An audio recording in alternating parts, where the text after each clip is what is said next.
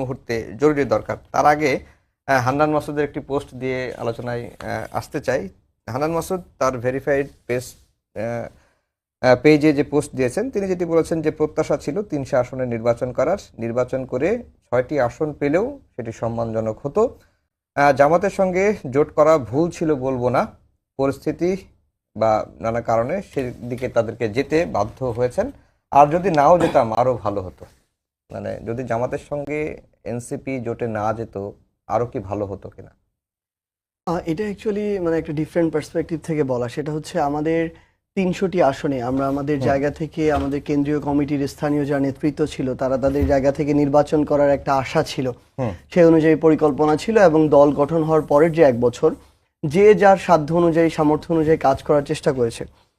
পরবর্তীতে আমরা কিন্তু প্রথম ধাপে 125টি আসনে আমরা আমাদের মনোনয়ন প্রত্যাশী যারা ছিল তাদেরকে আমরা ফিক্সড করেছিলাম যে এই 125টি আসনে এই মানুষগুলো ইলেকশন করবে। তারা তাদের জায়গা থেকে কাজও করেছে, কিন্তু সবশেষ সময় এসে আমাদের কাছে মনে হয়েছে যে দীর্ঘমেয়াদী একটা বৃহৎ স্বার্থকে সামনে রেখে আমরা আমাদের জায়গা থেকে নির্বাচনী জোটে অংশগ্রহণ করেছি। 11 দলীয় যে নির্বাচনী জোট, সেখানে আমাদের 30 জন নির্বাচন করেছে। তো এই 30টি আসনে নির্বাচন করে আমাদের ভোটের পার্সেন্টেজ প্রায় 3% মতো। তাহলে আমাদের বাকি 270টি যে আসনগুলোতে আমরা করতে পারিনি, খুব স্বাভাবিকভাবে ওখানে আমাদের যারা প্রার্থী ছিল তাদের মধ্যে কিছুটা হতাশা আছে এবং সেই যে ভোটগুলো আমরা ওই মাঠের পরিস্থিতি অবজার্ভ করা, এই 30টি আসন যেভাবে পেয়েছি ওইখানে কিন্তু সেরকম ভাবে পাইনি। এবং সামগ্রিকভাবে সাংগঠনিক অবস্থা এই 30টি আসন যতটুকু এগিয়ে গিয়েছে ওই 270টি আসনে পেছানো। হয়তো এই বিষয়গুলোকে চিন্তা করে হান্নান মাসুদ এই কথাটি বলেছিল, কিন্তু আমরা আমাদের জায়গা থেকে এটি মনে করি যে আমরা সবাই একসাথে মিলে এই সিদ্ধান্তটি নিয়েছিলাম যে আমরা নির্বাচনী জোটেই যাচ্ছি।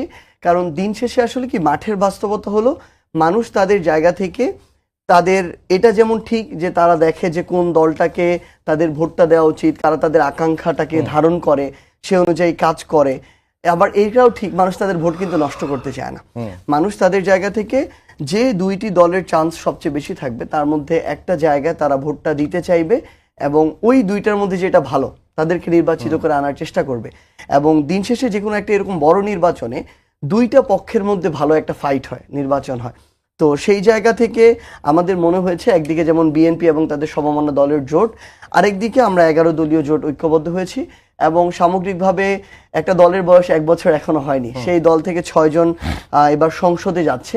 আমরা মনে করি এটা 1 বছর না হতে একটা দলের জন্য অনেক বড় প্রাপ্তি এবং এই শুরুটা দিন শেষে আমরা অবশ্যই ভালো মনে করব এবং এটাকে সামনে রেখে এর পরের বার যেন আমরা এককভাবে আরো বড়ভাবে ফাইট দিয়ে আরো বেশি সংখ্যক মানুষ আমাদের সংসদে যেতে পারে, সেটাই আমাদের লক্ষ্য থাকবে। জি, মাসুদ কামাল ভাই, যেটি সাজিদ সালাম বললেন যে এই দলের বয়স আসলে তো 1 বছর হয় নাই, 28 ফেব্রুয়ারি সম্ভবত 1 বছর হবে এবং 1 বছর সময়ের মধ্যে একটা জোটে গিয়ে 30টা আসনে নির্বাচন করার মধ্যে 6টি আসনে জয়ী হওয়া। যদিও সাজিদ সালাম বললেন যে 300 আসনে নির্বাচন করতে পারলে ওই 270টি আসনের সাংগঠনিক ভিত্তিটা আরেকটু বা টোটাল ভোট আরো বাড়তো, 3% এর জায়গায় হয়তো 10% হতে পারত, আরো বৃদ্ধি পেত। আপনার কাছে কি মনে হয়? না, এটা তো ওনাদের একটা রাজনৈতিক সিদ্ধান্ত, তাই না? রাজনৈতিকভাবে সিদ্ধান্ত নিয়ে তারা, এটা ঝুঁকি ছিল, সম্ভাবনা ছিল, তারা ঝুঁকিটাও ফিল করেছে, সম্ভাবনাটাও তারা দেখেছে। বাট আমি এই ব্যক্তিগতভাবে মানে আমি পার্সোনালি মনে করি এবং আগেও আমি বহুবার বলেছি যে আমার প্রত্যাশা ছিল তারা সারা দেশে এই নির্বাচনকে তারা ইগনোর করবে।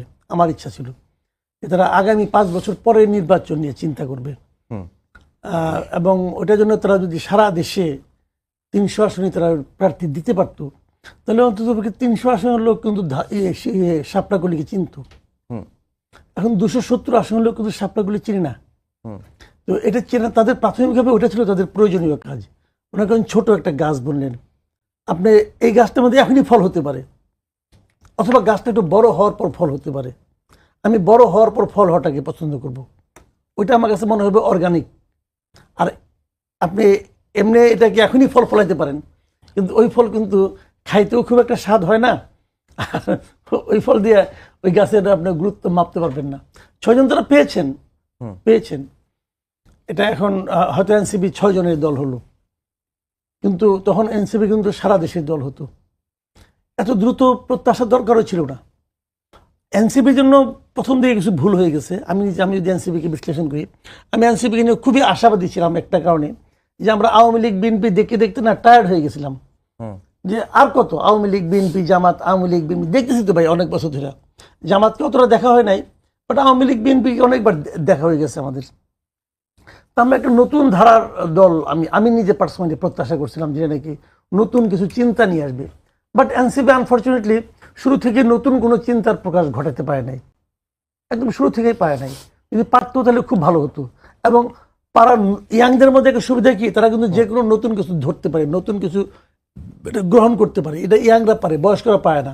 যেমন ধরেন আমি বয়স হয়ে গেছে, আমাকে আপনি দেন, আমি একদিন ধরে যা করছি তার বাইরে আমি যাইতেই পারবো না, আমার কাছে মনে হবে যে না জানি কি ক্ষতি হয়ে যাবে, কিন্তু এটা ইয়াংরা পারবে। তাদের মধ্যে এই ধরনের একটা থাকে, আলাদা একটা শক্তি থাকে। সেই শক্তির কারণে আমি প্রত্যাশা করেছিলাম তারা শুরু থেকে একটা টোটালি ডিফারেন্ট টাইপের একটা দল করবে, কিন্তু ওদের আসলে বড় ক্ষতিটা করে দিয়েছিল ডক্টর ইউনূস কিন্তু নিজে।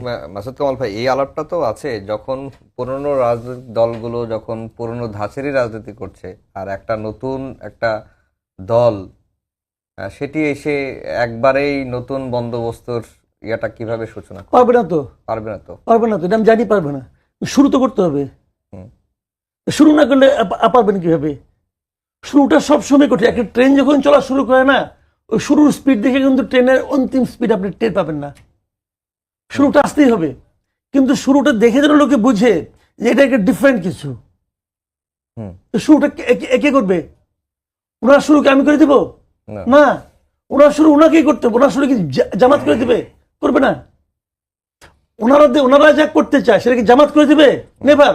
জামাত বরং ওদেরকে বোঝাবে যে আমি যেটা করতেছি তুমি এই লাইনে আসো, এটা বেটার।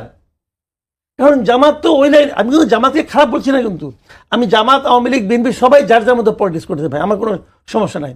কিন্তু আপনি যখন আমার সঙ্গে আসবেন, আমি তো আপনাকে আমার মতো করার চেষ্টা করব।